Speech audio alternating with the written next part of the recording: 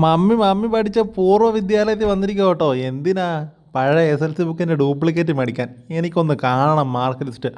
പണ്ട് എന്നെ കോളേജിൽ വെച്ചൊരു ടീച്ചർ PTA മീറ്റിങ്ങിന് ഇവനെയൊക്കെ എന്തിനാ അങ്ങോട്ട് വിടുന്നതെന്ന് ചോദിച്ചപ്പോൾ മമ്മി വീട്ടിൽ വന്ന് പറഞ്ഞ് ഞാൻ ഓർക്കുന്നുണ്ട്.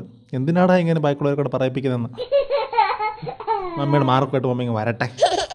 അതൊരു ചുരുളഴിയാത്ത രഹസ്യമായിരുന്നു.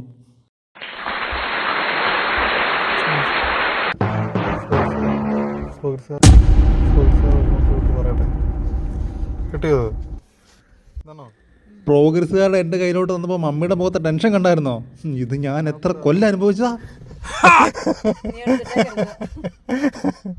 ഞാനൊക്കെ പഠിക്കാത്തതിന് എന്നെല്ലാം പറഞ്ഞിട്ടുണ്ടെന്നറിയോ? ആ മാർക്ക് ലിസ്റ്റ് എങ്ങാനും നീ പുറത്ത് വിട്ടാ വീട്ടിൽ നിന്ന് ഒരു തരി കഞ്ഞി നിനക്ക് തരത്തില്ലടാന്ന് പറഞ്ഞുകൊണ്ട് എനിക്ക് കഞ്ഞി ഇഷ്ടമായോണ്ടും ഞാനതിന് മുതിരുന്നില്ല ഗൈസ്. പക്ഷേ നമ്മുടെ മമ്മി പാസ്സായി.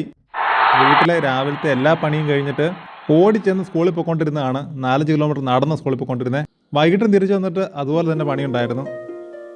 അപ്പോൾ അന്നത്തെ കാലം അങ്ങനെയാണ്. അന്നൊക്കെ ഒന്ന് ജയിച്ച് കിട്ടുക എന്ന് പറഞ്ഞാൽ തന്നെ വലിയ കാര്യമാണ്. അപ്പോൾ മമ്മിക്ക് എല്ലാവിധ കൺഗ്രാജുലേഷൻസും. അപ്പോൾ SSLCയിൽ ഉന്നത വിജയം കരസ്ഥമാക്കിയ മമ്മിയെ കൊണ്ട് എനിക്ക് തന്നെ കൊച്ചേട്ടൻ്റെ കടയിൽ നിന്ന് ഒരു സെറ്റ് ബോളി ഓർഡർ ചെയ്ത് ഞാൻ തന്നെ ഇന്ന് കഴിച്ചിരിക്കുകയാണ്.